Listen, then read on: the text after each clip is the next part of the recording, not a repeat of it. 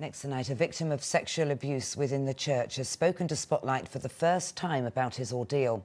The man, who we're calling Joe to protect his real identity, was raped by a Church of England chancellor in 1976 when he was just 16. He says he tried for years to raise his fears over safeguarding in the church with senior clergy, including the Archbishop of Canterbury, Justin Welby, and the Bishop of Truro, Tim Thornton, but was met with silence.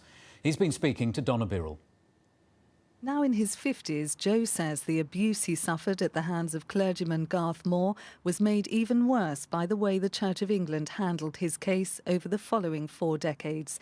He says he refused to stay silent and told senior clergy, including the Right Reverend Tim Thornton, who was Bishop of Sherborne in 2003. I told him very clearly. I told him where I was raped, I told him who it was, and I told him something of the impact that had had on my life. Bishop Tim Thornton has said very publicly that he remembers meeting you, but he doesn't remember the disclosure of abuse. And if he had remembered, he would have followed the correct protocol and reported it. Well, he didn't. He didn't do anything.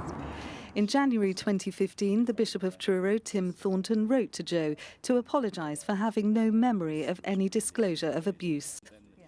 Last year, an independent review by the safeguarding expert Ian Elliott was carried out into the way the Church of England handled Joe's case. As Ian Elliott says, a disturbing feature of my case is that many people that I told do remember my disclosures, but all the senior people don't. Joe says up until the review, his concerns over safeguarding had been repeatedly ignored at the highest levels. I raised them at Lambeth Palace through nearly 24 emails, letters, all blanked, just completely ignored, apart from a polite go-away letter from the correspondence clerk of the Archbishop of Canterbury.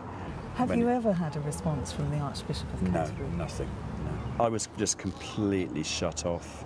And these were letters that the Bishop of Durham could see, that Tim Thornton could see, others in the church could see. So I was emailing them all together, trying desperately to get somebody in the church to recognise these issues as important. It wasn't until the Elliott Review happened that the issues were taken up. The Bishop of Crediton, Sarah Mullally, has been tasked with ensuring the points from the review are rolled out across the Church of England as soon as possible. Speaking on their behalf, she says she's encouraged that the House of Bishops has given full support to lead on implementing the recommendations, but equally is aware that for survivors this won't seem soon enough. And she repeated the Church's apology to Joe, who she says suffered appalling abuse in this case.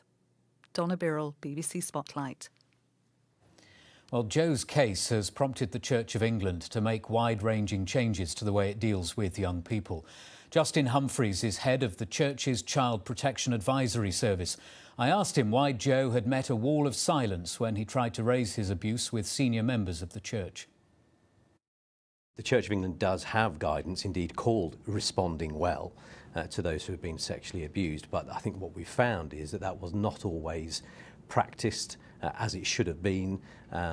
Individuals within the church were not aware of what they should have been doing, and information's got lost. And Joe has been very persistent in trying to bring his issues to the fore. It seems very hard to believe, though. Why would that have been happening, that people weren't following procedures, weren't picking up on something as serious as the allegations that Joe was putting forward?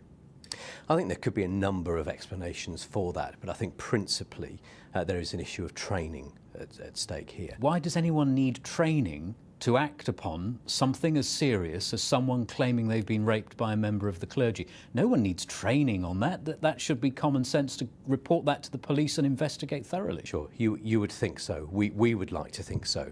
And the Church's Child Protection Advisory Service advises the Church in all traditions and denominations on such issues. But yes, you would expect that senior clergy are very clear about what needs to happen in situations like this.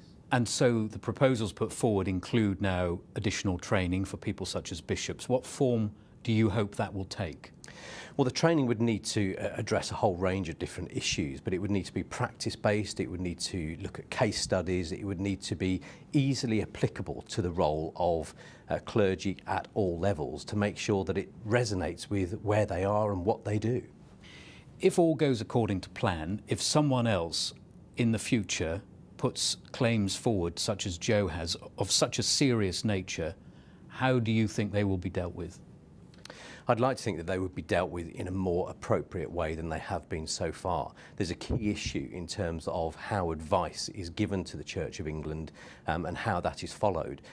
What the review found was that actually the Church of England needs to make sure that it adheres to its policy and procedures, which are there and are clear, before it takes the advice of others, which may actually take them down a different route. OK, Justin Humphreys, thank you very much indeed. Pleasure.